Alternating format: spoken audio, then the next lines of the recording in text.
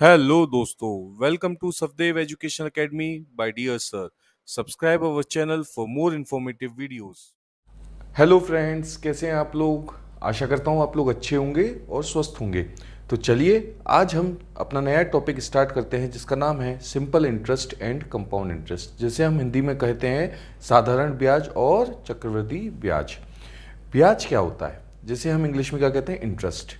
जब उपभोक्ता किसी व्यक्ति या संस्था से कोई धन एक निश्चित अवधि के लिए उधार लेता है और उसका उपयोग करने के बदले में लिए गए धन के अतिरिक्त कुछ और धन वापस लौटाता है, उसे अतिरिक्त धन को ब्याज कहते हैं। ब्याज दो तरह की होती हैं, साधारण ब्याज जिसे हम इंग्लिश में सिंपल इंटरेस्ट कहते हैं, और दूसरा चक्रवृद्धि ब्याज जिसे हम कंपाउंड इंटरेस्ट कहते हैं। साधारण ब्याज, सिंपल इंटरेस्ट, जब किसी समय के लिए ब्याज की गणना केवल मूलधन को आधार बनाकर की जाए तो उसे साधारण ब्याज कहते हैं। साधारण ब्याज को एसआई से डिनोट करते हैं, तो ये क्या हो जाता है, मूलधन मल्टीप्लाई बाय दर मल्टीप्लाई बाय समय अपॉन 100।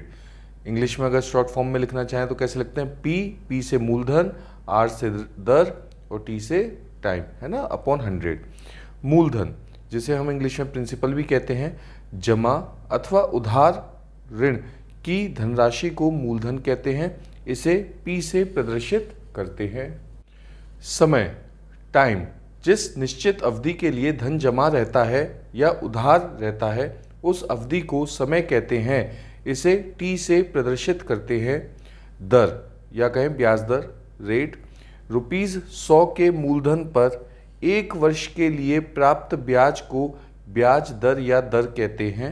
ब्याज की दर को 1% में व्यक्त करते हैं, इसे आर से प्रदर्शित करते हैं। मिश्र धन, ब्याज और मूलधन के योग को मिश्र धन कहते हैं, इसे ए से प्रदर्शित करते हैं। मिश्र धन किसके बराबर होता है, मूलधन प्लस ब्याज के बराबर।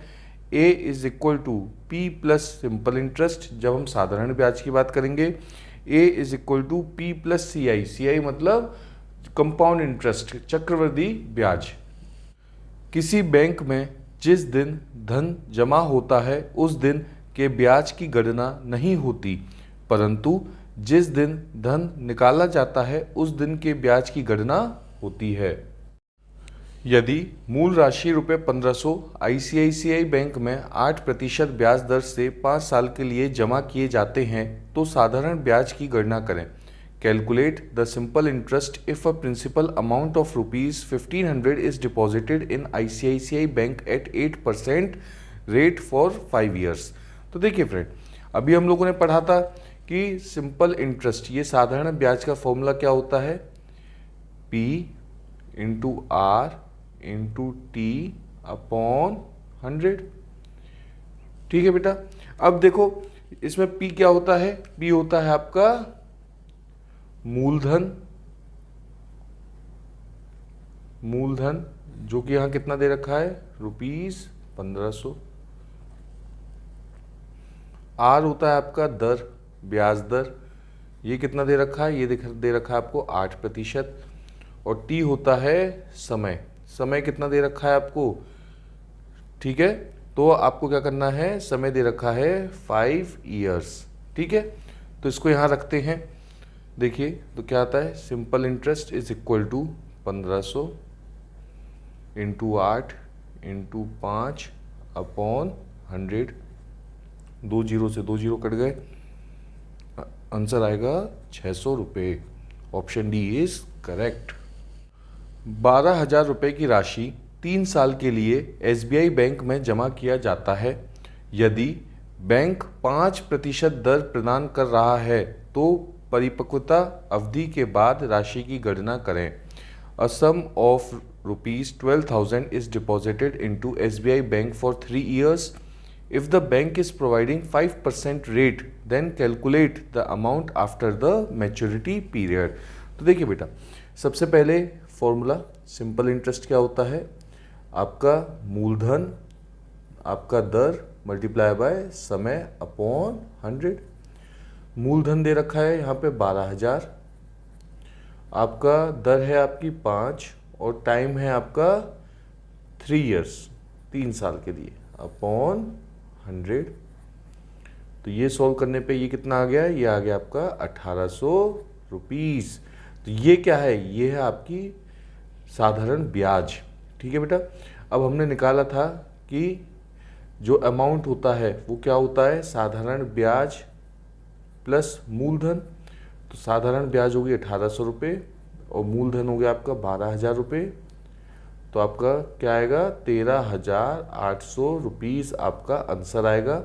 Option B is correct. एक मूल राशि 8 वर्षों में दोगुनी हो गई, ब्याज दर की गणना करें। A principal amount become double in 8 years, calculate the rate of interest.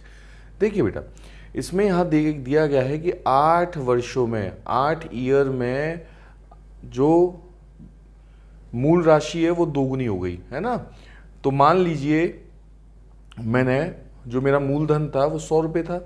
ठीक है बेटा, तो जो मैंने मूलधन जमा किया था वो 100 रुपये था। तो इन 8 वर्षों में जो अमाउंट हो गया, जो मुझे 8 साल बाद मिलने वाला है, वो दोगुना हो गया। इसका मतलब 200 रुपये हो गया। ठीक है, और हमने क्या पढ़ा था कि मैं, है ना, अमाउंट जो है वो क्या होगा, वो होता है आपका मूलधन प्लस साधारण ब्याज। ठीक है, तो जब आपका ये 200 रुपये है और आपका मूलधन 100 रुपये है, तो आपको साधारण ब्याज पता चल जाएगी। आपकी साधारण ब्याज कितनी है, 100 रुपये। ठीक है, ये आपकी साधारण ब्याज है। तो चलिए इसी को रख के आंसर निकालते हैं। साधारण ब्याज है मेरी 100 रुपये, मुझे मूलधन मेरा कितना था, 100 रुपये का, ब्याज दर मुझे निकालना है, 8 वर्षों का टाइम दे रखा है, अपॉन 100। तो ये क्या हो गया, 100 से 100 कट गया, तो ये आर आ जाएगा आपका 12.5%। Option A is correct. एक मूल राशि 20 वर्षों में 5 गुना हो जाती है, दी गई ब्याज दर की गणना करें। A principal amount become 5 times in 20 years, calculate the rate of interest given. देखिए, आपको पता है साधारण ब्याज का फॉर्मूला क्या होता है, मूलधन इंटू ब्याज दर इंटू समय अपॉन 100।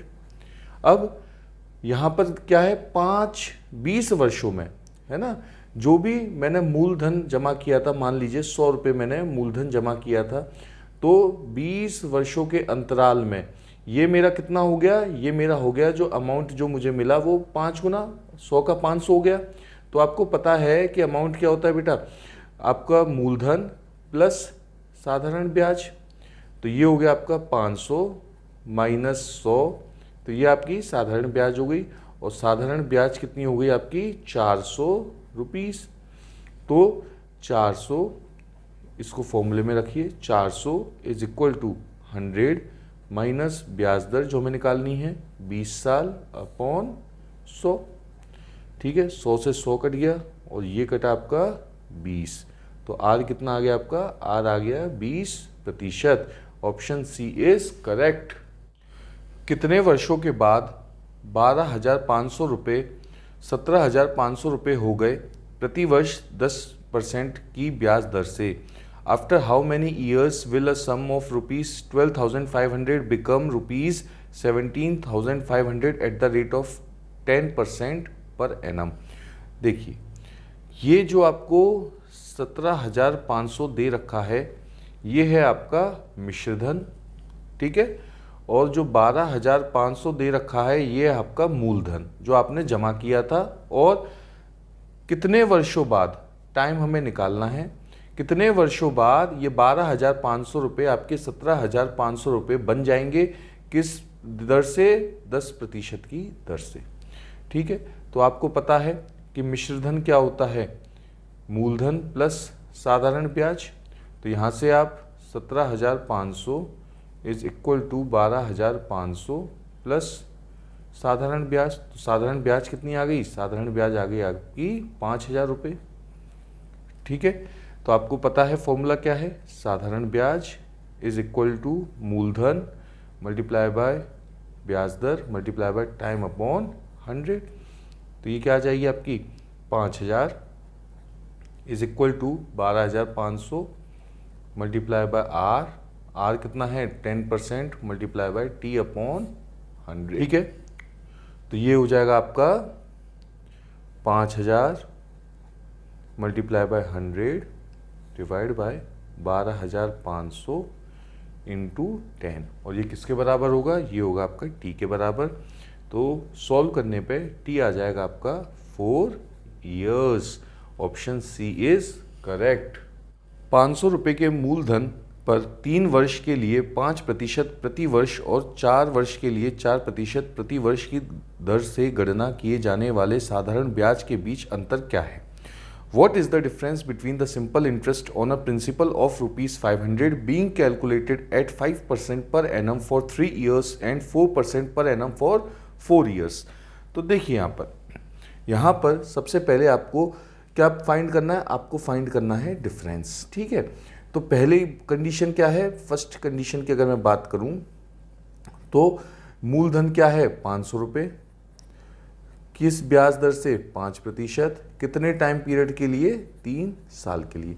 सेकंड कंडीशन क्या है, सेकंड है मेरा मूलधन मेरा 500 ही रुपये है, ब्याज दर है मेरी 4% और टाइम है मेरा 4 years। ठीक है, तो यहाँ पे अगर मैं बात करूँ तो साधारण ब्याज क्या हो जाएगी 500 इंटू 5 इंटू 3 अपॉन 100,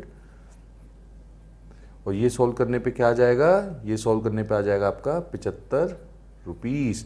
और यहाँ क्या हो जाएगी, यहाँ साधारण ब्याज हो जाएगी आपकी 500 इंटू 4 अपॉन 100, तो 2 जीरो से 2 जीरो कट गए, ये आपका आ गया 80 रुपीज़।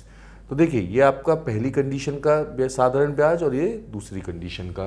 ठीक है, अब इनका हमें निकालना क्या है, इनका हमें निकालना है साधारण ब्याज के बीच अंतर, डिफरेंस। तो SI2 माइनस SI1, तो ये हो जाएगा 80 माइनस 75, तो आंसर आएगा हमारा ₹5। Option A is correct. 700 रुपये की राशि पर साधारण ब्याज क्या है यदि पहले 3 वर्षों के लिए ब्याज दर 8% प्रति वर्ष है और अंतिम 2 वर्षों के लिए 7% प्रति वर्ष है? What is the simple interest on a sum of rupees 700 if the rate of interest for the first 3 years is 8% per annum and for the last 2 years is 7% per annum? देखिए बेटा, एक व्यक्ति ने 700 रुपये की जो मूलधन था उसको जमा किया। ठीक है, 3 वर्षों के लिए उसे ब्याज दर क्या मिली 8% प्रति वर्ष, और अंतिम 2 वर्षों के लिए उसे क्या ब्याज दर मिली 7% प्रति वर्ष, और इनका हमें साधारण ब्याज पता करनी है। देखिए साधारण ब्याज पहले अगर मैं 3 वर्षों की बात करूं तो 700 रुपये जो था उसमें 3 वर्षों के लिए मुझे क्या दर मिली 8% की दर मिली 3 वर्षों के लिए, और अंतिम 2 वर्षों के लिए मुझे क्या ब्याज दर मिली 7। तो मूलधन तो मेरा सेम होगा, 7% की ब्याज दर अंतिम 2 वर्षों के लिए। 2 जीरो से 2 जीरो कटे, 2 जीरो से 2 जीरो कटे, तो यहाँ आंसर आएगा टोटल करने पे आपका ₹266। ऑप्शन डी हमारा सही होगा। यदि 360 रुपये की राशि 9 वर्षों में 540 रुपये हो जाती है और अंतिम 5 वर्षों के लिए ब्याज की दर 6% है, तो पहले 4 वर्षों के लिए साधारण ब्याज की दर क्या है? What is the rate of simple interest for the first 4 years if the sum of rupees 360 becomes rupees 540 in 9 years and the rate of interest for the last 5 year is 6%? तो देखिए हमें पता है कि आखिरी के 5 साल क्या ब्याज दर थी 6%। 9 साल में 360 रुपये कितना हो गया 540 रुपये हो गया, तो इस पे मिलने वाली साधारण ब्याज कितनी हो गई 180 रुपये। मतलब 9 साल में हमें 180 रुपये की साधारण ब्याज मिली। तो फॉर्मूला क्या है, साधारण ब्याज इज इक्वल टू मूलधन इंटू ब्याज दर इंटू समय अपॉन 100। अब यहाँ 2 समय की बात हो रही है, पहला 5 साल जिसमें 6% की ब्याज दर मिली और दूसरा 4 साल जिसकी हमें ब्याज दर निकालनी है। तो और इस पूरे 9 साल के अंतराल में हमें कितनी ब्याज मिली 180 रुपये की। तो हमारा मूलधन क्या था, हमारा मूलधन था 360 रुपये। शुरुआत की अगर मैं 4 साल की बात करूं तो मुझे ब्याज दर निकालना है, 4 साल की बात कर रहे हैं, अपॉन 100 प्लस मूलधन अंतिम 5 साल में क्या ब्याज दर मिली, 6% की अंतिम 5 साल में अपॉन 100। ठीक है, और इसको सॉल्व करने पर आपका आंसर क्या आएगा, 2 जीरो से 2 जीरो काट दीजिए, यहाँ मल्टीप्लाई करने पे यहाँ हमारा जो ब्याज दर है वो आएगी 5% की। Option B is correct. 5 फरवरी 1994 से 18 अप्रैल 1994 की अवधि के लिए 700 रुपये पर 9% प्रति वर्ष की दर से साधारण ब्याज कितना होगा। What will be the simple interest on ₹700 at 9% per annum for the period from 5 February 1994 to 18 April 1994। देखिए यहाँ पर सेम ईयर में कुछ दिनों की बात की जा रही है। ठीक है, अब 1994 आपका कौन सा ईयर है, सिंपल ईयर है या कहें नॉर्मल ईयर है या साधारण ईयर है। तो इस साधारण ईयर में जो फरवरी होगा वो 28 दिन का होगा। बात कब से की जा रही है, फ्रॉम 5 फरवरी, फ्रॉम मतलब 5 फरवरी से, इसका मतलब कितने दिन निकले अभी फरवरी में, 4 दिन, तो 28 माइनस 4 24 दिन, फरवरी के 24 दिन, मार्च 31 का होता है, और अप्रैल किस दिन तक बात करी जा रही है, 18 अप्रैल, तो 18 इनके बीच में अगर आप प्लस कर दें तो ये आपका आता है 73 यानी 73 दिनों का। ठीक है, आपको पता है एक नॉर्मल ईयर में 365 दिन होते हैं। ठीक है, तो 73 दिन में कितना ईयर कंप्लीट होगा, इसको मान लीजिए x, और सॉल्व करने पे 73 into 1 is equal to 365 into x, cross multiply कर दीजिए तो आपका x निकल के आएगा 0.2 ईयर। ठीक है, तो 0.2 ईयर आपका कंप्लीट होता है। चलिए साधारण ब्याज का फॉर्मूला लगाते हैं। साधारण ब्याज इज इक्वल टू मूलधन क्या था मेरा, मूलधन था मेरा 700 रुपये, तो ये 700 क्या प्रतिवर्ष मेरी ब्याज दर थी 9 इंटू समय कितना हुआ था 0.2 अपॉन 100, 2 जीरो से 2 जीरो कट गए, आंसर आएगा मेरा 12.6 rupees. Option A is correct. Ajay ने 1500 रुपये उधार 2 साहूकारों से लिए। वह एक ऋण के लिए 12% प्रति वर्ष की दर से और दूसरे के लिए 14% प्रति वर्ष की दर से ब्याज देता है।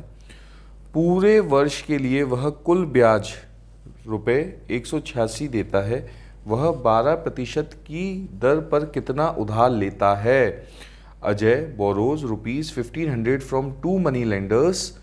He pays interest at the rate of 12% per annum for one loan and the rate of 14% per annum for the other. The total interest he pays for the entire year is ₹186. How much does he borrow at the rate of 12%? तो देखिए यहाँ पे कितना उसने ब्याज दिया है, ₹186 का। तो 186 का जब वो दे रहा है, कितने पे दे रहा है, दोनों से मिलके उसने 1500 रुपये लिए थे दोनों से। तो मान लीजिए एक से उसने x रुपीज़ लिया था, तो दूसरे से कितना लेगा 1500 माइनस एक्स। ठीक है बेटा, तो दूसरे से 1500 माइनस एक्स, तो आपको पहले वाले का निकालना है। ठीक है, डज ही बोरो जो कि 12% पे लिया था, तो 12% पहले वाले साहूकार से लिया था। तो मान लीजिए आपका मूलधन था x, आपकी ब्याज दर थी 12, और कितने वर्षों के लिए लिया था आप उसने, 1 वर्ष के लिए। ठीक है, तो और दूसरे वाले से कितना लिया था, दूसरे वाले से उसने 1500 माइनस एक्स, ब्याज दर क्या थी 14%, कितने साल के लिए, 1 साल के लिए, अपॉन 100। ठीक है बेटा, अब इसने 1 साल के लिए लिया है और दोनों को जो उसने ब्याज दी वो कितनी दी थी, 186 रुपये, है ना। और दोनों से पैसा कितना लिया था, 1500 टोटल, तो एक को हमने x मान लिया, दूसरे को 1500 माइनस एक्स मान लिया। चलिए तो इसको हम आगे बढ़ाएं, 100 को इधर ले जाइए तो ये हो जाएगा आपका 18600, यहाँ आ जाएगा आपका 12x, और यहाँ आ जाएगा आपका 21000 माइनस 14x, और सॉल्व करने पे आपकी x की वैल्यू क्या आएगी, x की वैल्यू आएगी ₹1200। तो पहले वाले से उसने कितने लिए थे? 1200 रुपये। दूसरे वाले से कितने लिए थे उसने? 300 रुपये। एक राशि को साधारण ब्याज पर 2 वर्षों के लिए एक निश्चित ब्याज पर निवेश किया गया था। इससे 60 रुपये मिलते यदि इसे 2% अधिक दर पर निवेश किया गया होता तो योग कितना होता? A sum was invested at simple interest at a certain interest for 2 years. If it would have fetched rupees 60 more had it been invested at 2% higher rate, what was the sum? तो इसमें बेटा दे क्या रखा है कि एक व्यक्ति ने एक राशि को साधारण ब्याज पर 2 वर्षों के लिए एक निश्चित दर पर निवेश किया था। अब जो उसे इस पे साधारण ब्याज मिली होगी उससे 60 रुपये इसे ज़्यादा मिलते अगर जिस दर पे उसने दी थी उससे 2% अधिक दर पर निवेश करता तो योग कितना होता? तो देखिए अब यहाँ पर हमें निकालना क्या है? सबसे पहले हमें निकालना है कि कितना मूलधन है ना, कि कितना धन उसने जमा किया था। हमें निकालना है मूलधन को। तो मान लीजिए कि मूलधन हमारा x है, ठीक है। तो पहली कंडीशन थी जब उसने साधारण ब्याज पे दिया, कितना रुपया दिया? x रुपया दिया।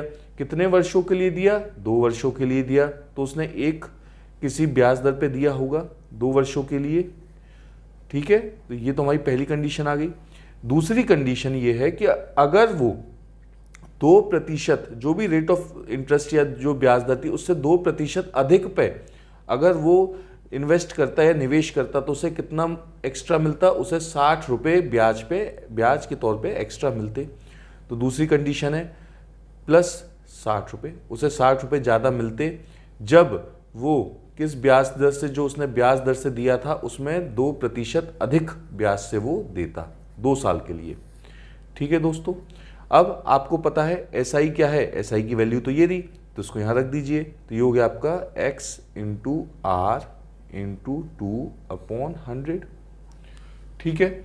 और ये किसके बराबर हो गई? ये इसके बराबर हो गई। ये क्या हो गया? x, इसको खोलने पे x into R into 2/100 plus x into 4/100। ये वैल्यू और ये वैल्यू एक दूसरे के समान है तो कट जाएगी। यहाँ पे क्या है बेटा? प्लस 60 भी तो था, तो x की वैल्यू आ जाएगी, x निकाल लीजिए, ये आ जाएगा आपका 6000 डिवाइड बाय 4 और सॉल्व करने पे आ जाएगा 1500 रुपये। Option A is correct. अगर आपको ये वीडियो अच्छा लगा हो तो इसको लाइक करिए, शेयर करिए अपने फ्रेंड्स के साथ, इस चैनल को सब्सक्राइब भी करिए ताकि ऐसे ही इंफॉर्मेटिव वीडियोस मिल सके आपको। Thank you. For more videos, like, share, subscribe our channel. Thank you.